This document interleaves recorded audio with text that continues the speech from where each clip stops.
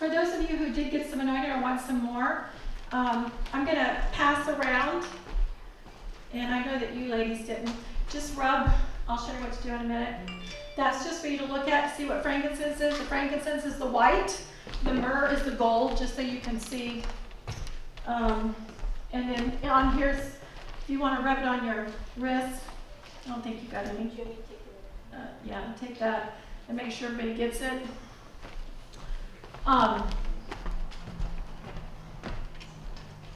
Since we were talking about frankincense, and frankincense is good for so many things, one of the best ways is just to put it on your wrist or on the palm of your hand and rub it like this and just make yourself an inhaler. Those songs were really great. They were wonderful and they were perfect. And, it's interesting, just to back up for the last few minutes here, one of the things I was reading and researching on frankincense, because it's good for so many things, is for cysts and tumors for women.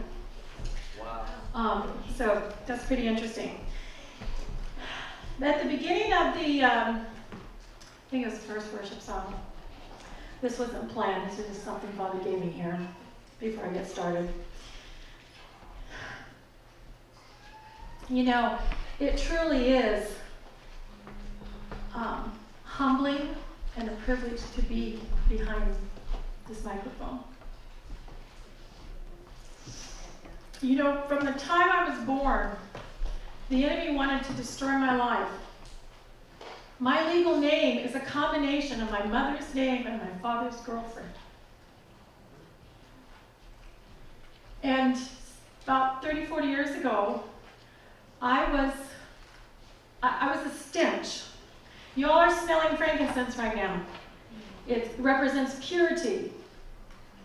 And we're going to learn that we use frankincense in some of the offerings, and we don't use them in offerings that have to do with dealing with sin, because you don't offer a pure scent up to the Father when you're a stench. And there was a time when I was a stench. And even when he takes us and he bends down in the garbage and he picks us up and he overcomes the stench, he does it because he loves you and he cleans you up and he makes you holy. But truly, in case you want to get above your raising, you're not holy. You are nothing more than an empty vessel. That's why he had to break you so many times and mold you back together so that you would be empty, so that he could fill you with his holiness.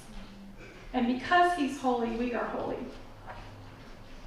So I find it quite amusing and humbling that I came from someone who my main goal in life was to be on the cover of Cosmopolitan magazine, to now teaching about modesty and purity. So if Father can do that with me, he can do it with you, no matter how dirty you are. And he can deliver you. So, this teaching came as a result of my husband and children last year studying this Torah portion. And because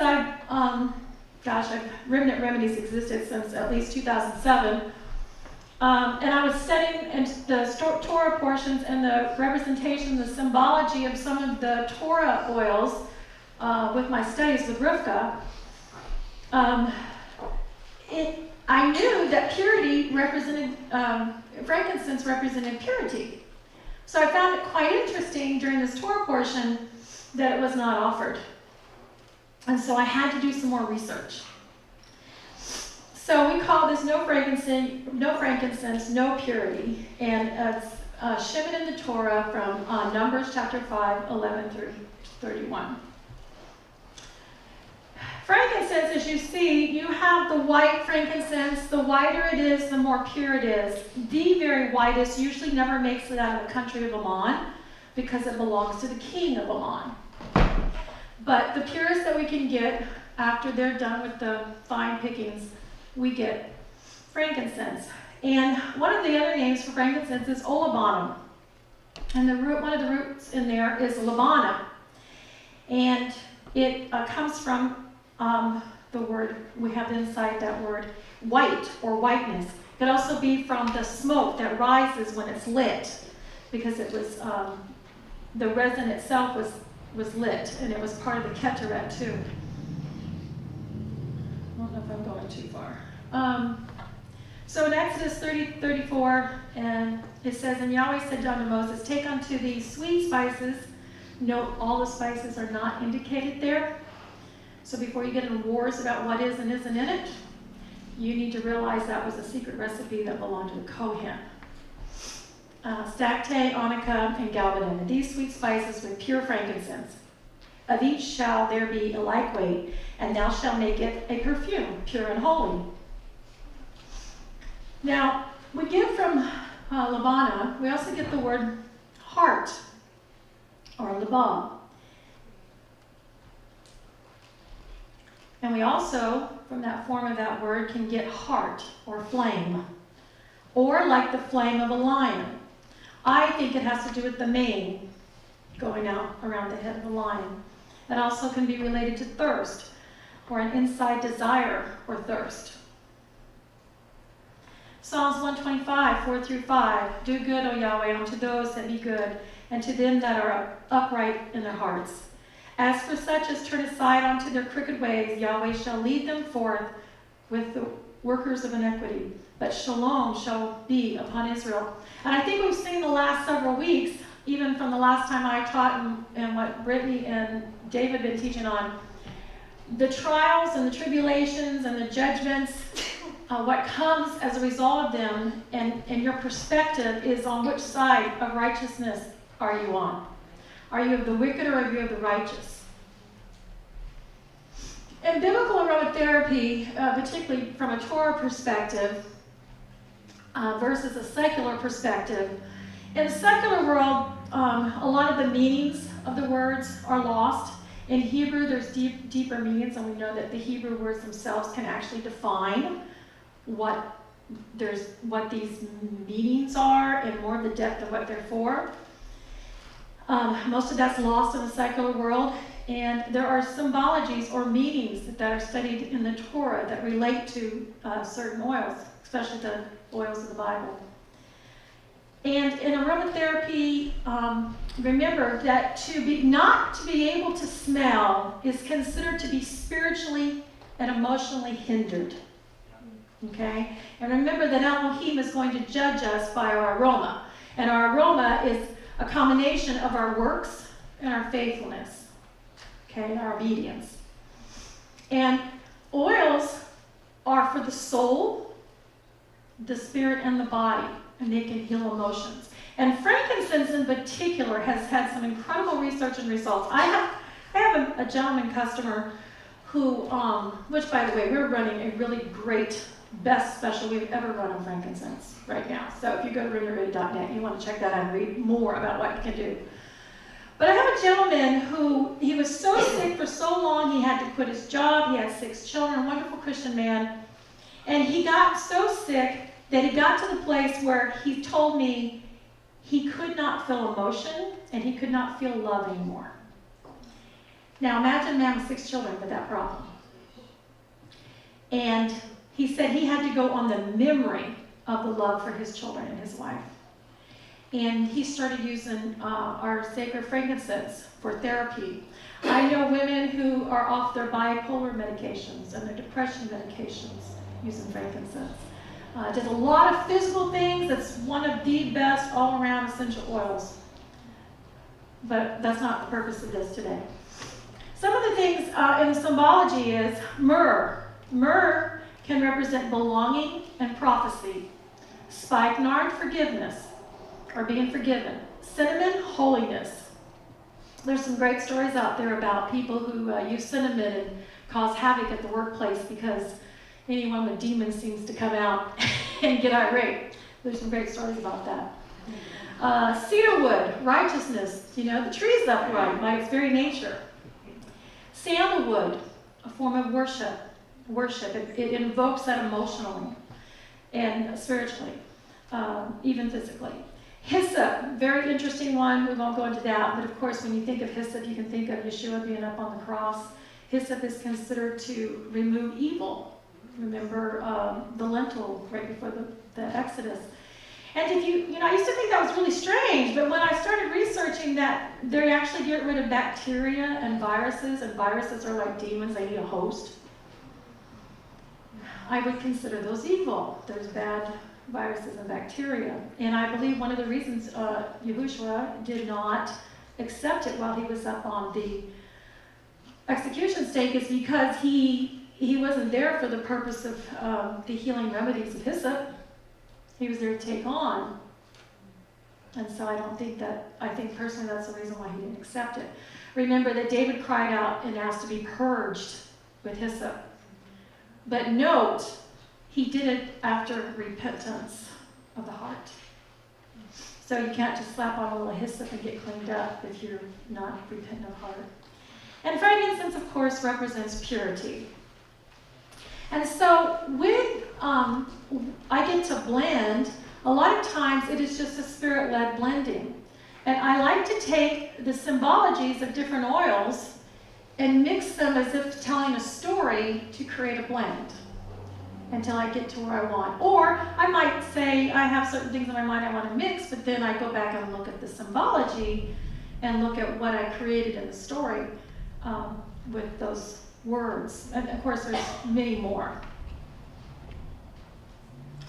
So here we have in this section of the Torah in Naso, we have the test of the bitter waters for the adulteress or the accused adulteress woman. She wasn't necessarily adulteress.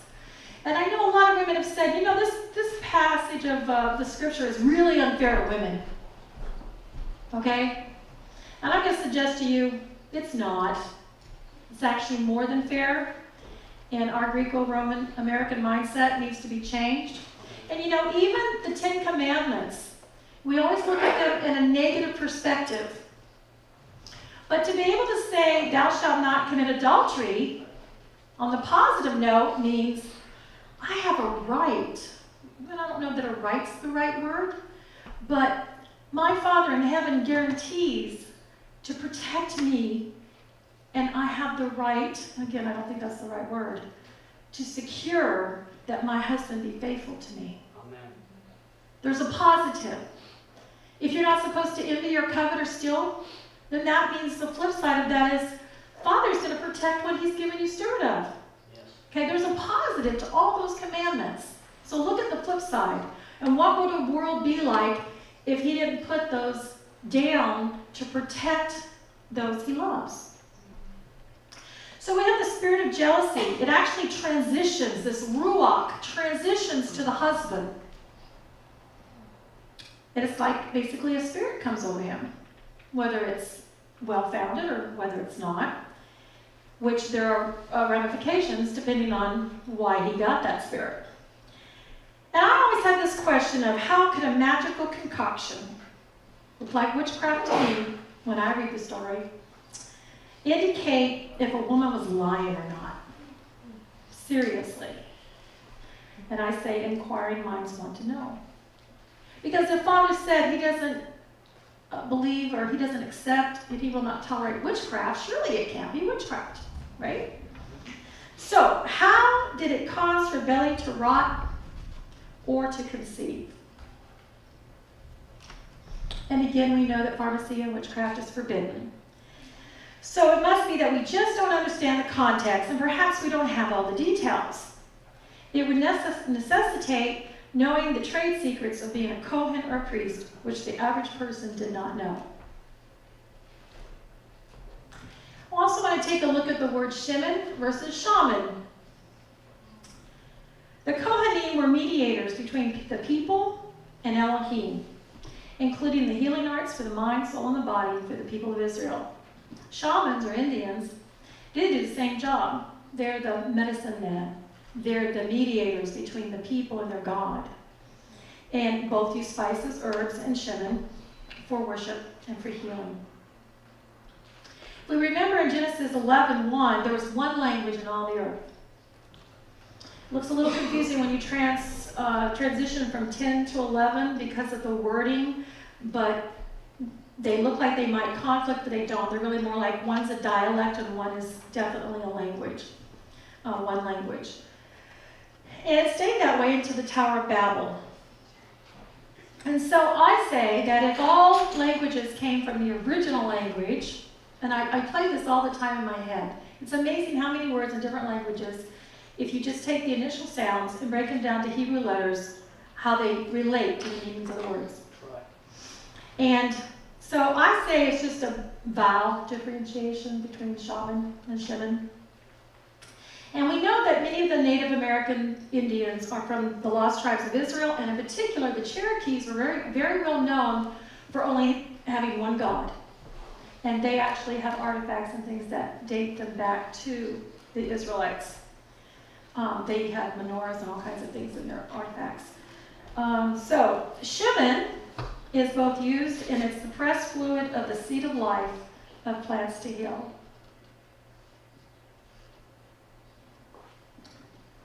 So we're going to look at this word sata or sota.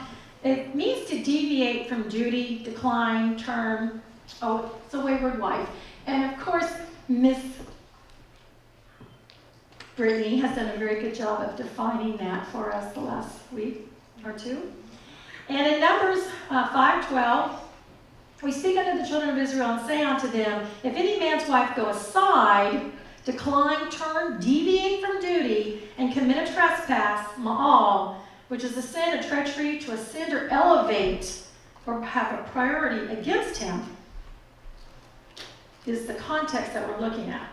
And a man lie with her carnally, and it be hid from the eyes of her husband, and be kept closed, and she be defiled, and there be no witness against her, neither she be taken within the matter. And the spirit of jealousy comes upon him, and he be jealous of his wife, and she be defiled. Or if the spirit of jealousy comes upon him, and he be jealous of his wife, and she be not defiled.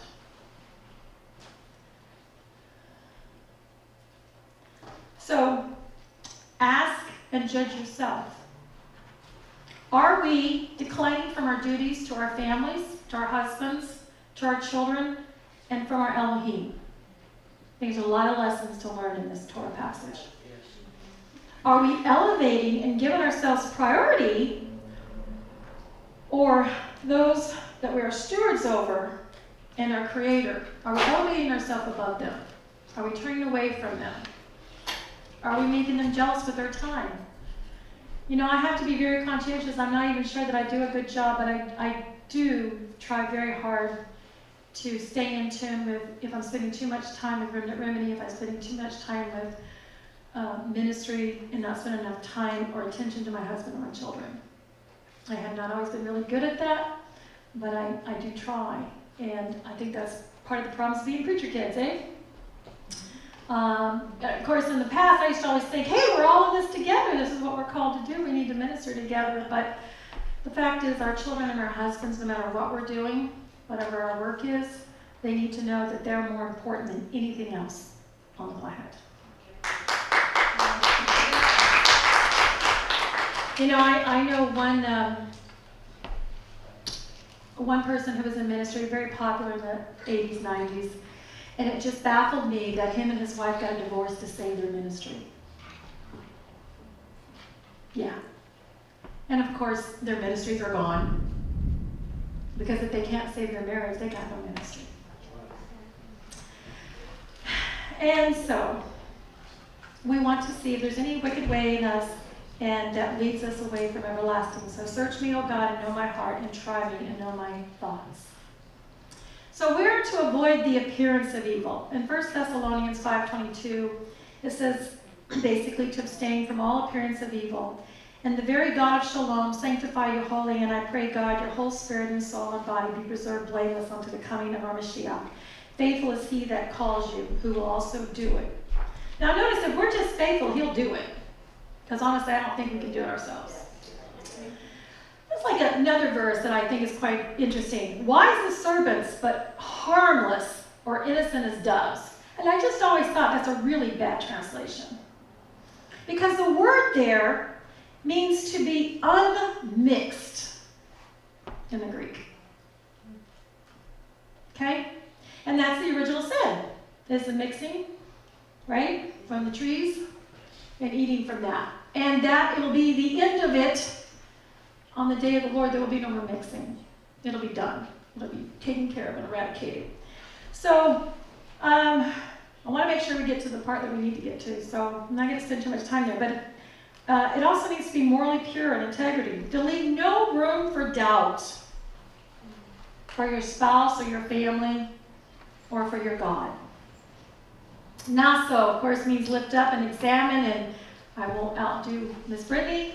Then shall the man bring his wife unto the Kohen, and he shall bring her offering for her 1/10 of the ephah of the barley, and he shall pour no shemen, that would be oil or olive oil in this case, nor put frankincense, Lebanon thereon, for it is an offering of jealousy. You notice if you study the sacrifices, a lot of the other ones, you bring the shemen and you bring the frankincense. Okay? And because it is an offering of zikron, a record, bringing an equity to remembrance, to zakar, before the Father in his nostrils. And when he's in the business of judging, he doesn't want anything that smells good. And when he comes to judge us, he will be judging us by our aroma. Okay? So if you're being judged for something that is impure or questionable, we do not offer up something that glistens and shines and smooths out and fattens in the sense of making it rich and luxurious or smell good. Okay? You can't fake and pull the wool over. Okay? He doesn't want anything to do with it. So we see in Leviticus 5:15, but if he be not able to bring 2 turtle doves or 2 young pigeons, then he that sinned shall bring for his offering 1/10 of the ephah of fine flour for a sin offering, and he shall put no shemen upon it, neither shall he put any Lebanon or frankincense, for it is a sin offering. It's a stench unto Elohim. He judges us by our aroma. From frankincense, Lebanon, we get white, we get purity, we get a cod. Remember that when all the colors of the rainbow are in unison, we see white light. So we have all these frequencies of all the colors before us right here. It's actually part, I believe, of the Noah, the covenant that God made with Noah. And there's all kinds of things that have to do with those frequencies. We need them to grow our plants, we need them for the birds in the air, we need them to live, we need them for all kinds of things.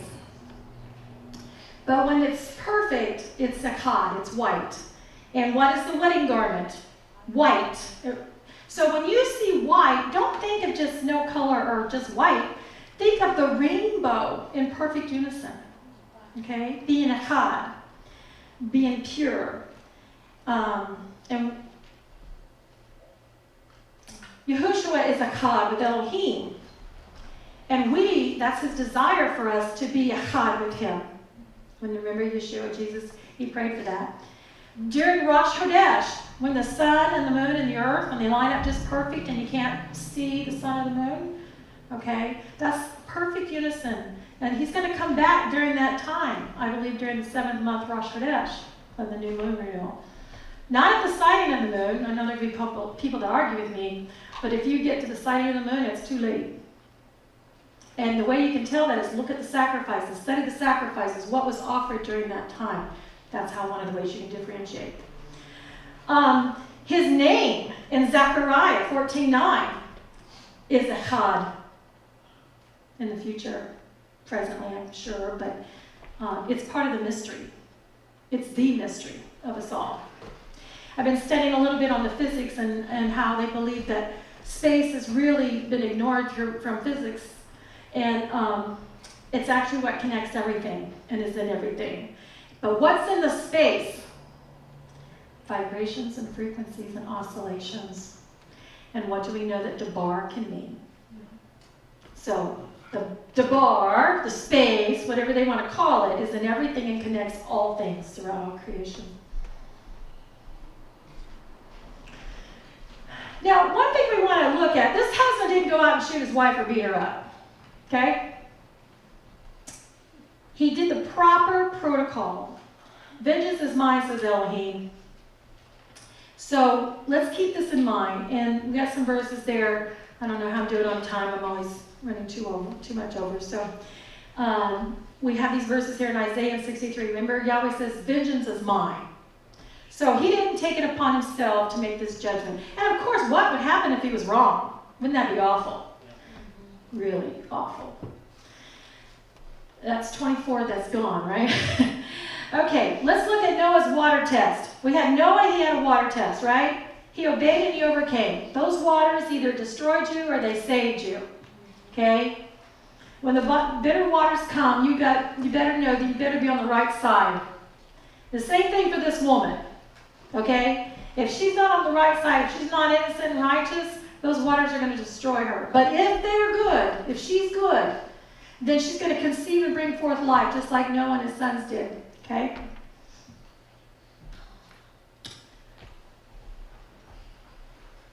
So, we have the Exodus. They walked through the waters. That was a water test. Who did it destroy?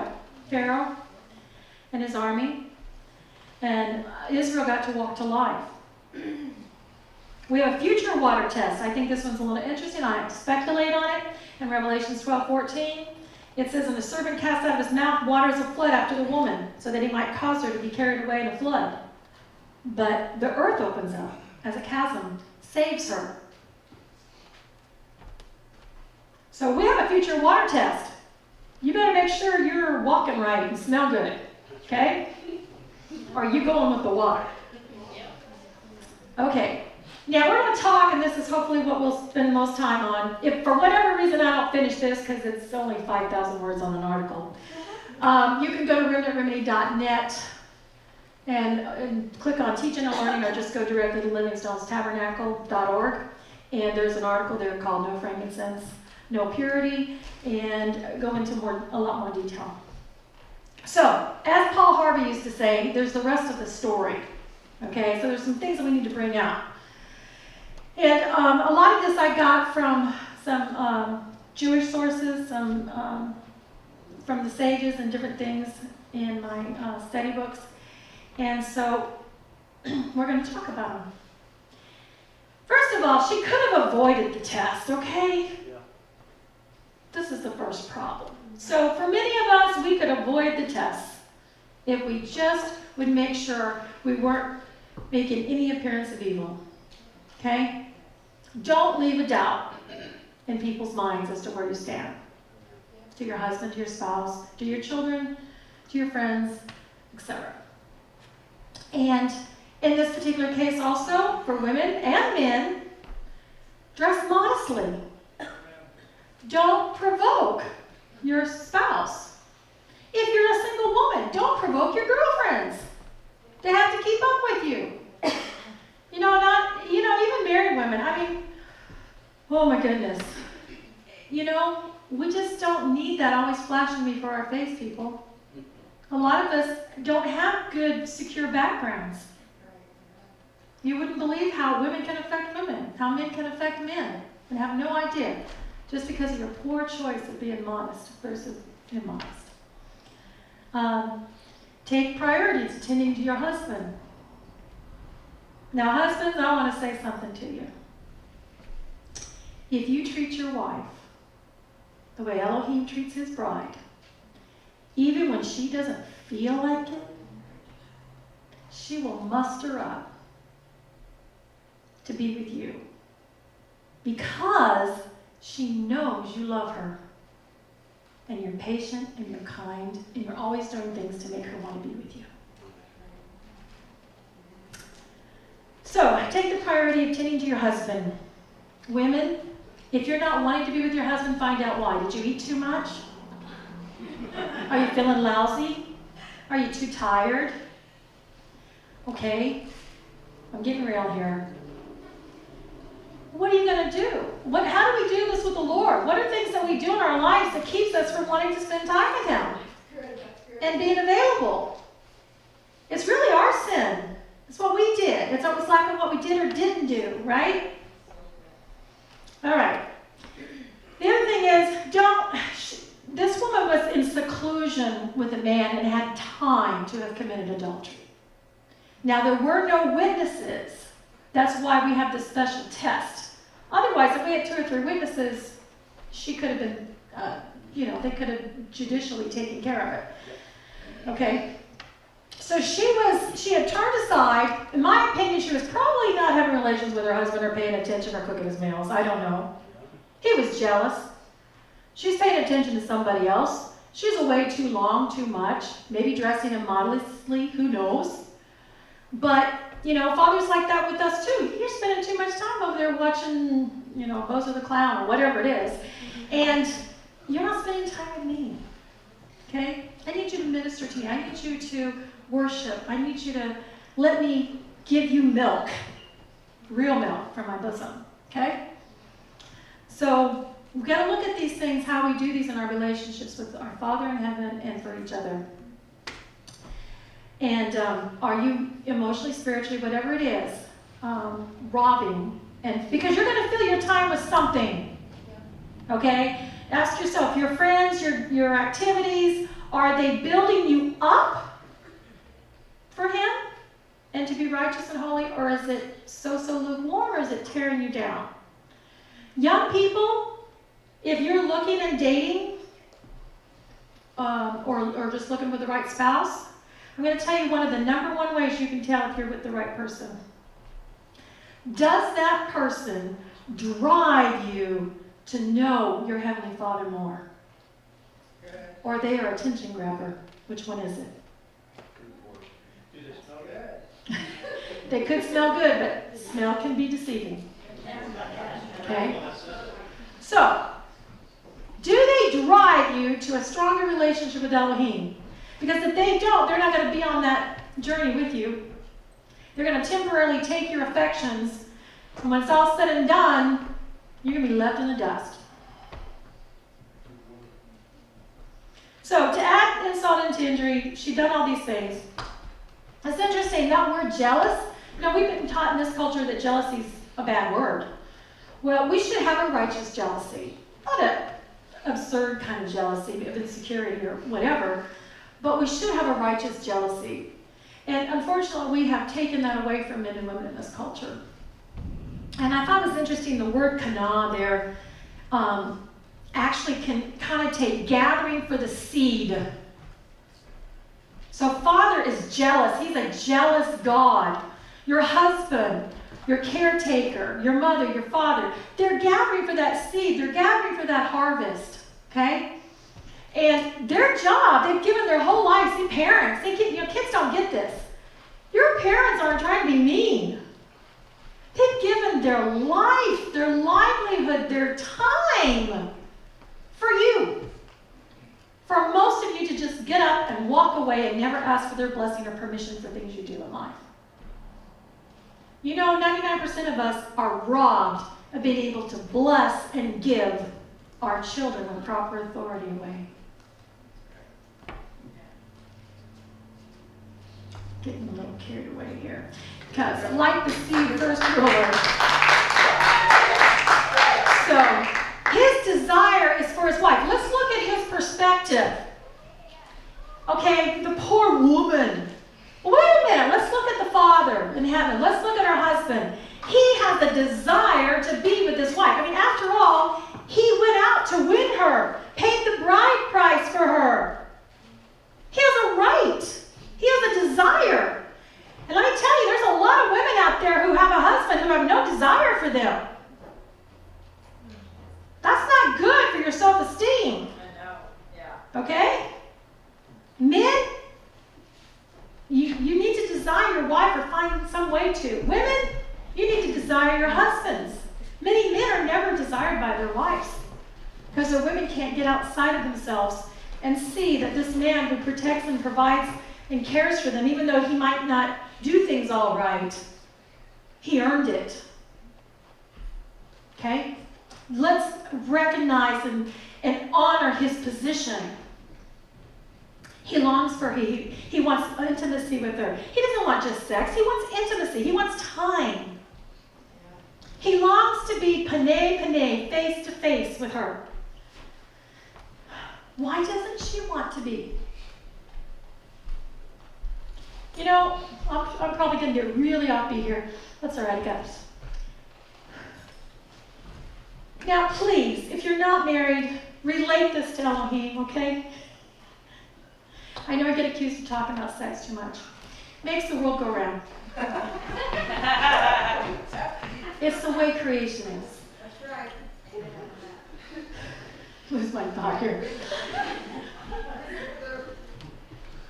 He wants to produce physical seed. He wants to produce spiritual seed. He wants to produce emotional seed. And every time you're with a spouse or with someone you love, with parents and children, every time that you spend with your parents or your children, your best friend, that's time that you can take to build each other up. Okay? And it's those times that are going to come into memory and may save your life later when you want to commit suicide. When you're having a bad day. You know, one of the reasons I never committed suicide was I just couldn't bear to break my mother's heart. You have no idea how much you need to someone. And if you need to realize you're building up your love bank for you and for them when you spend time with your spouse or your family. Okay? That time together helps prevent a neediness. That someone who doesn't have the right intentions will come along and look good and smell good for a time and a season only to destroy. And this husband knows that if his wife is led astray and spending too much time with someone, even if it's innocent, it's going to jeopardize their marriage and their family. This is what happens with women who go out into the work world, or men. You know, they can't, they're just so stressed from having a family and work, and they spend this time together, and they don't have any energy left for each other, but then they get to go to work all day long and get to have lunch and hang out with other people and get to tell their problems. Be careful who you're telling your problems to. You're going to build a relationship and an intimacy, no matter how innocent, that can lead you to destroy your lives. And I'm just going to put this out. I don't really care about you men and women and what you love and what you don't like, what you need and what you don't want. Think about your children. Put somebody else more important than you. Because you're going to have to stand before the throne of God and say, well, I just had to get out of that because I just didn't feel good. He didn't love me enough. Or are you going to stand there and say, I hung in there, and you helped me hang in there because I didn't want to be here before you this day and not be accountable for what I could do to make somebody else's life better, whether it be my children or whoever.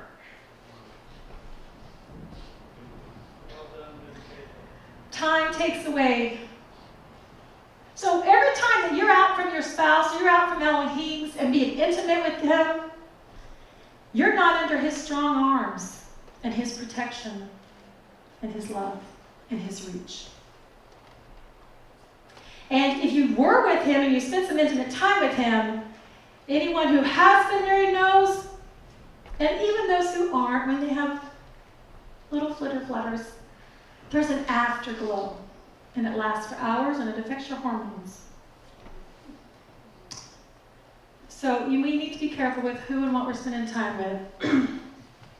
He knows her mind. He knows her. How much time I got? I know I'm running slow. Okay, we'll get to the lessons. Number 1. We got to keep this into context. She had turned aside and ignored her duties by the very definition of Sotah. She had been in seclusion with enough time to have committed adultery. So she just wasn't whisked away. This wasn't just an unfair thing for women, okay? He had a good reason for suspicion. He may have discerned that the other man's intentions were to harm her. His intention is to protect her, their children, and their future. That's the purpose of his Torah, Yahweh's Torah. It is his word, it's his instructions to protect his bride, to give her life, and to bless her more abundantly. And even the word bless has a connotation of bending down and drinking from the living waters. Okay, to Baruch. He wants to bless you. Husbands that are demanding, is that your real intention? Or is to bless yourself. Women, you do the same thing sometimes. Number 2, there had been 2 or more witnesses to the meeting that they had the opportunity, but they did not witness the actual sin, if it was possible. Okay? So there had to be 2 witnesses that came along and said, hey, you know what? They were hanging out in the back of the barn. Okay? And of course, that's based on Deuteronomy 17:19, that there has to be 2 or 3 witnesses for it to be established. So you could not just bring an accusation against a woman like that. It was a serious, serious accusation, okay? Because her life is at stake, okay? So you had to have that. And Elohim put that protection in there by giving us the 2 or 3 witnesses. And number 3, the sages teach that she had not been kidnapped, nor was she coerced into being alone, and that she had not cried out for help. Now, we have in Deuteronomy 22, 23 through 27, that talks about the damsel, if she's in distress, and there's different rules as to whether or not she's out in the country and there's no one to call out to hear her, versus if she's in the city.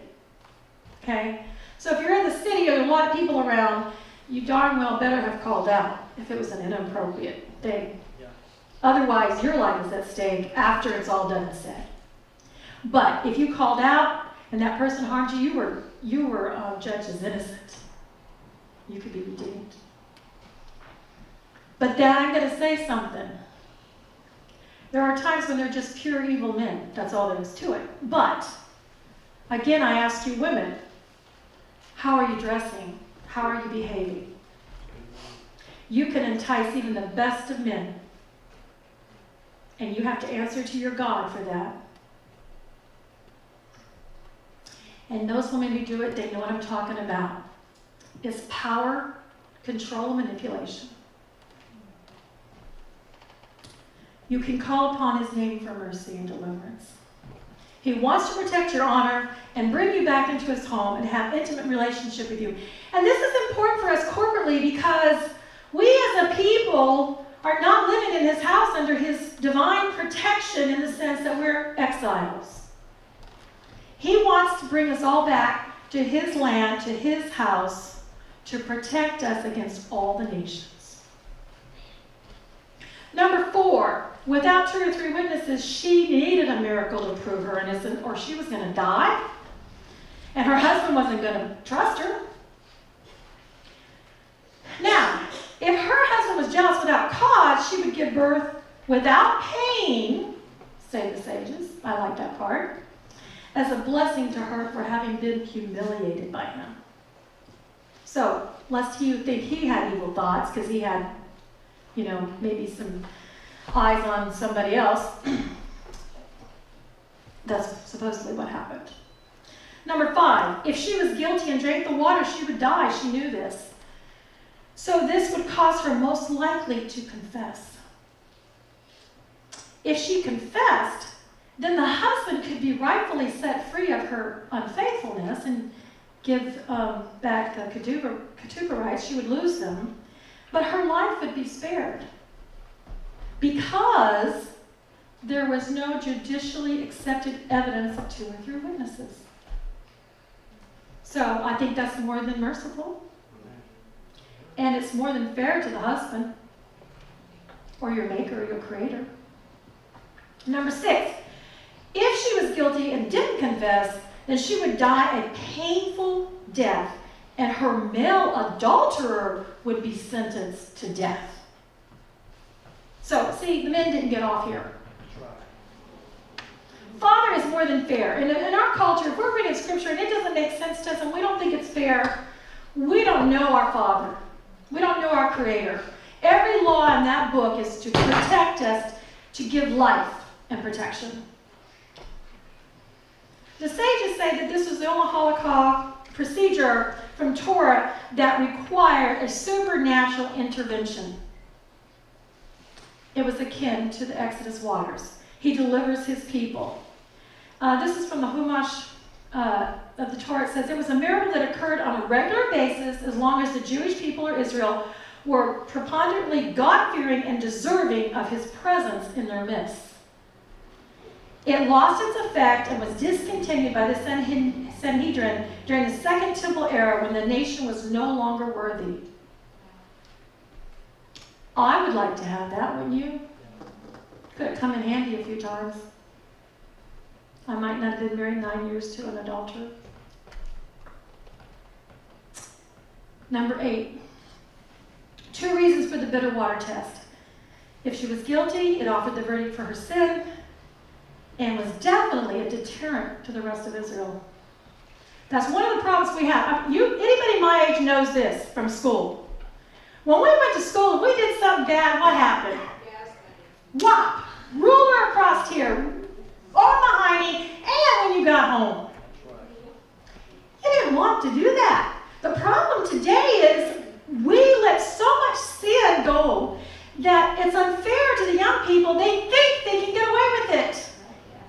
They don't know that it's being stored up for them for a much worse wrath.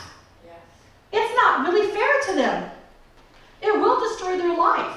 They will end up in prison for the rest of their life instead of maybe a weekend or a month. If a wife was innocent, it relieved the stress and the heartache of the husband and helped to bring trust and restoration back to the marriage. Number 9. It only worked. I love this, number 9. If the husband was faithful and upright.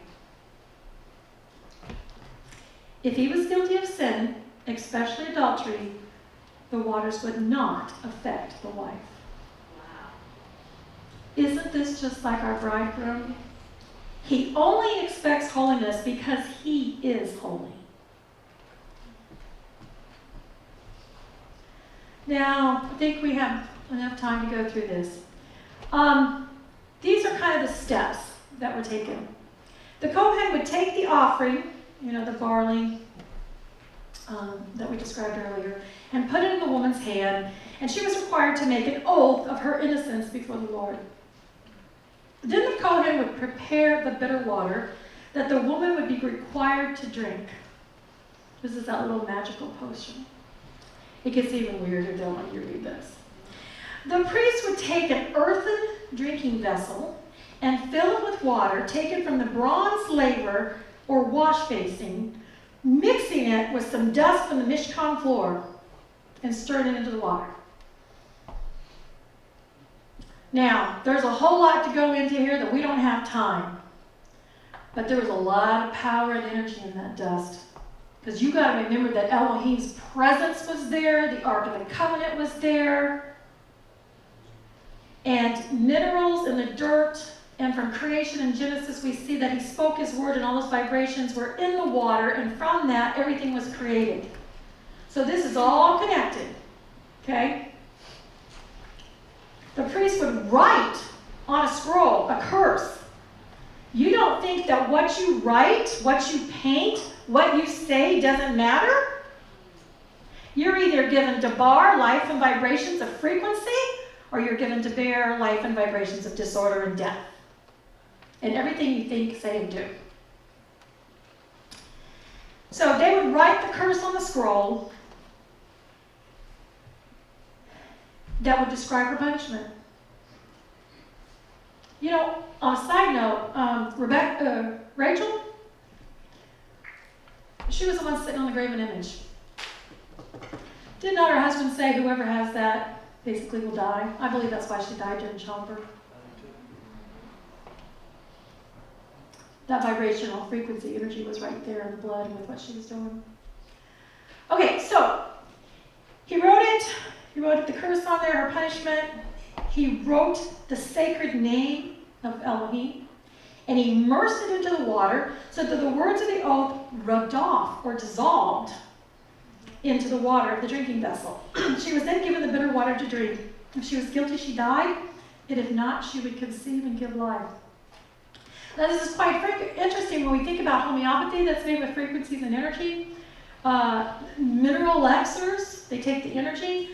like you make a herb tincture. They do this with minerals. And, that's even stated in the book of Josephus on the Jews.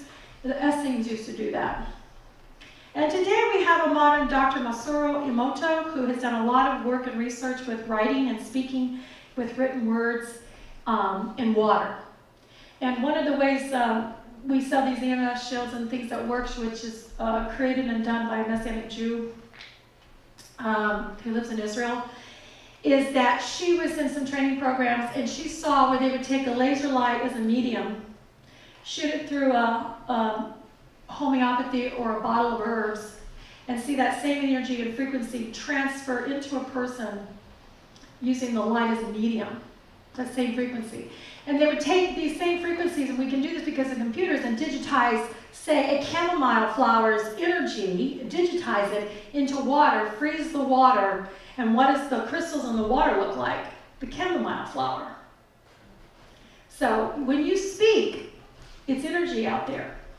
Okay? Water, scientists do a lot of research on water can act similar to a computer chip to memorize or store information. And we know that every cell in our body has water, and we have memory stored in us. So our bodies are dominantly water. I think the reason why, if she was guilty predominantly, is if her thoughts and her behavior was guilty, it was registered in the water in her cells. And it reacted with the water of the word, and it either resonated with it or it didn't. And if she was innocent, she had debar in her, she was righteous, it would resonate with God's word. So basically, that's the theory I have. We also know that we're to think about what is good and upright, and as a man thinks, so is he. Now, do we really literally believe that? That's the question. I think in this case, it's true. Yahushua tells us that if a man looks upon a woman with lust, he has committed adultery. Is that not a vibrational frequency or energy that he stored in his cells that's going to be registered in the heavens to the throne? A lot of people are tortured by thoughts. I get calls like this all the time, which, by the way, frankincense is good for. You can also tell a lot by people who don't like certain oils, where their emotional, spiritual conditions are. We are what we think. So if you're struggling with those areas, cry out for help. Get some help. One of the biggest blessings I've noticed in the last 2 years of my life is at least I think, I have a wonderful thought life. I'm just so blessed. I'm not tortured and tormented like a lot of the ladies that call me. So if our thoughts are electromagnetic frequencies of light and are imprinted within the water of the cells in our body, then how much more so are our actions imprinted within the waters of the memory inside our body? So this begs to the questions. Are my thoughts and my actions pure or impure? Are they righteous or unrighteous? What memories am I storing up in my body? Will they resonate with his word, or will they clash? Will they bring pestilence and disorder and death? And do I truly believe that my words and Elohim's are powerful? Will your thoughts and words resonate life or death? May we all endeavor to press into his bosom and not so top or turn aside from having intimacy with him in order that we might avoid the tests of the bitter waters. And if we must be tested, may we overcome the waters and bring forth new life. I bet I did that under 60 minutes.